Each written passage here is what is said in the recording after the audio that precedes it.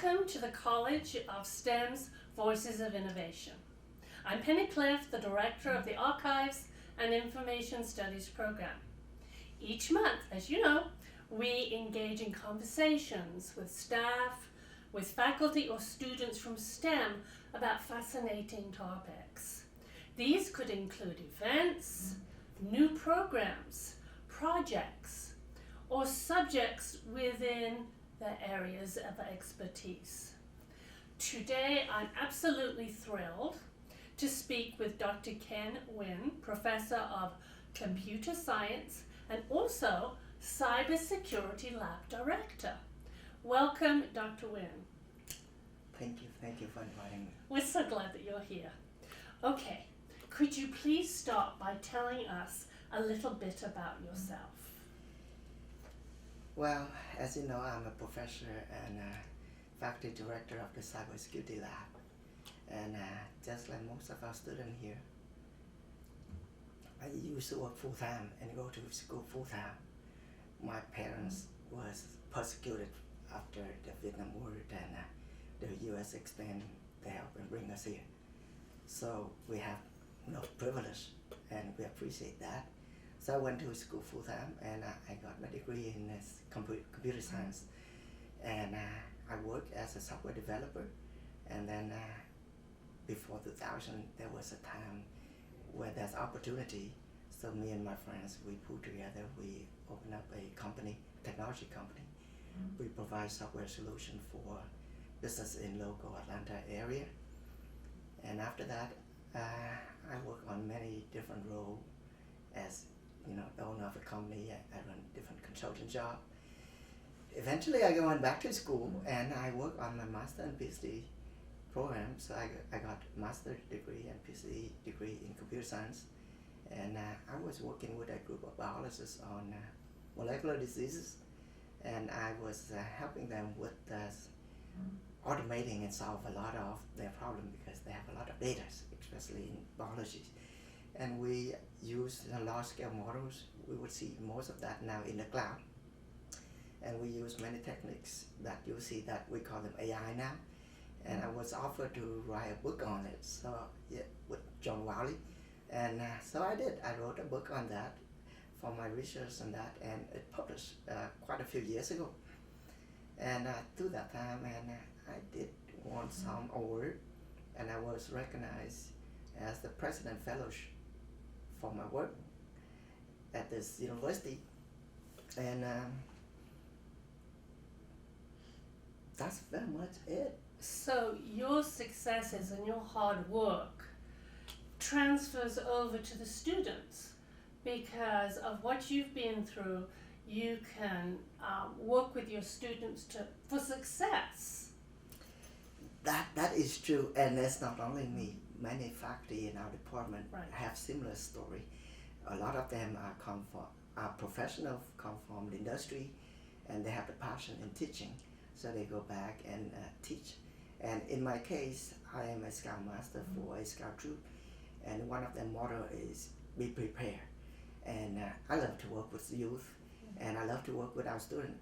And I think, well, personally, their success is my fulfillment.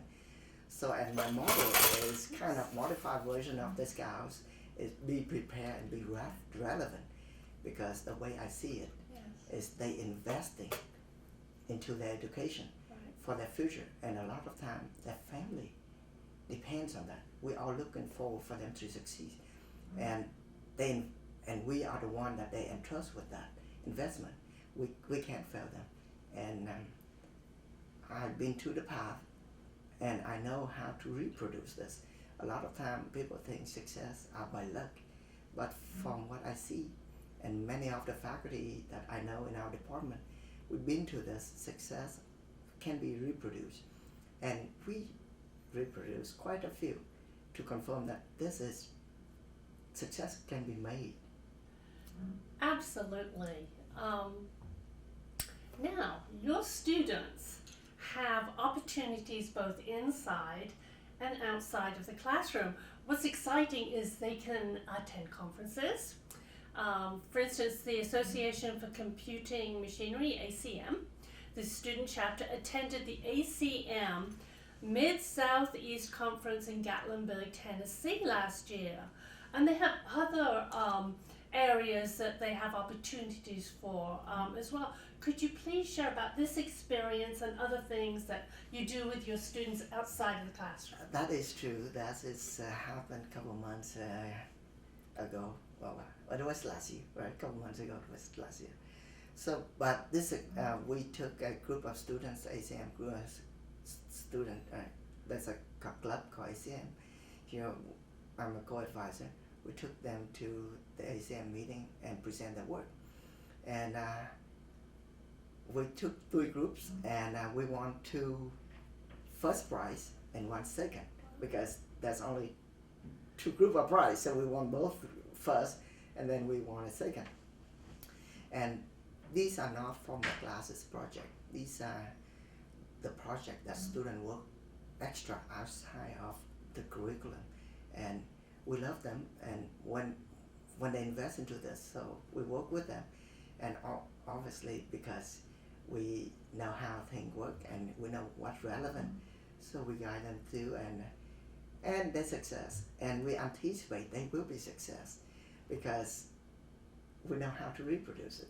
For example, just last month in the symposium here, out of the many presentations there, 2 of my students shared the 3rd prize. So there are 2 projects that won 3rd.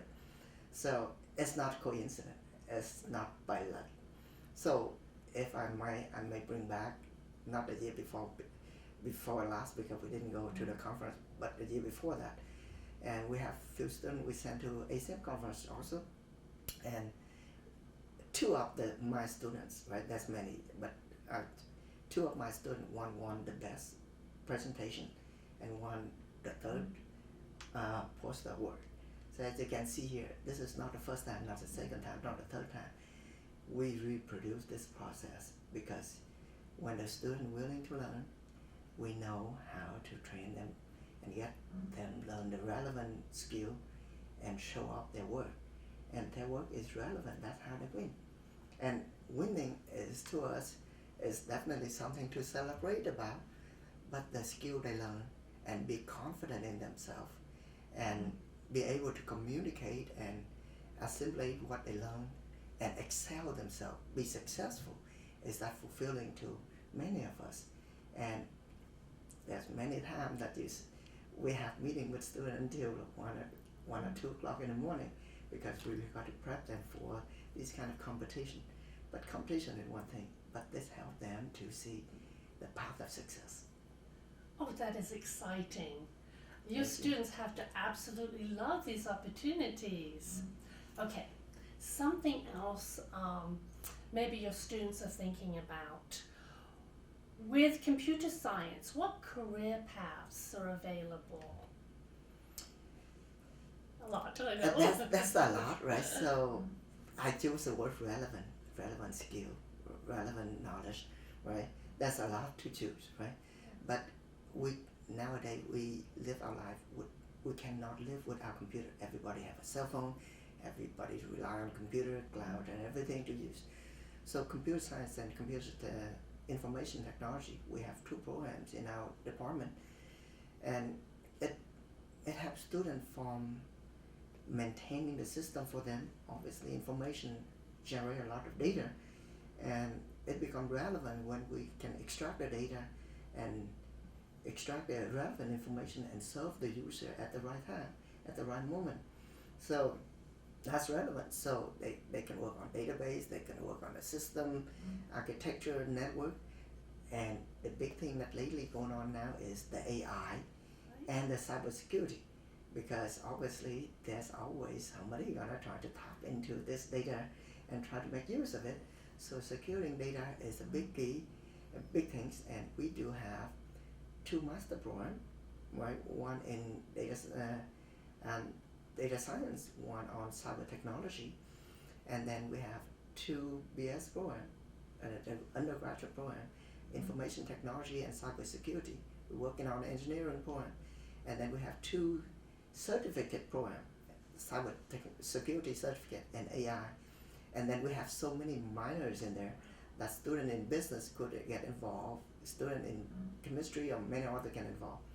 And I see this, the path to this is most of our students could be working as a developer or supporting role for this infrastructure for the environment and for the world right now. But this field is great to fill. Those that who have a little creativity, it's naturally they are entrepreneurs. If you look at all the richest men on earth, they are from this field with a little entrepreneurship. And we, with background in the industry, we bring that and discuss and share that with the student. And let me share you one interesting, not one time, couple times. The business school do have a little program called Elevator Pitch. So for their entrepreneur class students to pitch their project. And there's the 3 times that I send my student before COVID over there compete with them. Twice our student one time won the first, competing with their students. And we're not business people, but these are creativity. Yes. We know what need. That's why I use the word relevant. Yes. We focus on what need, what human need, what do we need, and that would be the market. So we provide the service, the support, and if we don't have those, we develop those. So that's why they naturally are entrepreneur. So that's many paths. That's why I open. This is exciting. So if any of you out there that are watching this are really interested, who could, and they wanted to maybe talk to somebody more about this, how can they do that? Who would they contact? Our department chair is Dr. Bai. So that would be the perfect entry point. So talk to Dr. Bai or any one of us, because majority of us have a background in industry. We can talk about all the entrepreneurship, right? Taking a class may not be sufficient. Talk to the professor. There's a whole history. There's a host of knowledge that we don't share in the classroom because time constraint. We focus on material. Talk to us, right? Talk to every one of us, and then tell us what your interest is, right? And then we're gonna lead you, right? We want to see your success, right? And we're ready, but everybody come from different paths. Show us what your interest. We're gonna show you the path to success. Wow, showing the path to success. I mean, you can't get better than that. This is incredible. That is our passion. That our passion, right? It's your passion. We could stay in the industry and enjoy that the financial world of that, but it's not as fulfilling. Right. Seeing the youth success is much more fulfilling. Dr. Nguyen, is there anything else you'd like to share with our audience? Clayton State is a very unique university. We have a beautiful landscape. We have a host of hidden talents. They choose this school because of passion. They just want you to come so they can take your hand and show you the path of success. So for the student who participate or the parents, right, I encourage them to reach out to the faculty. Obviously, every one of us are very busy.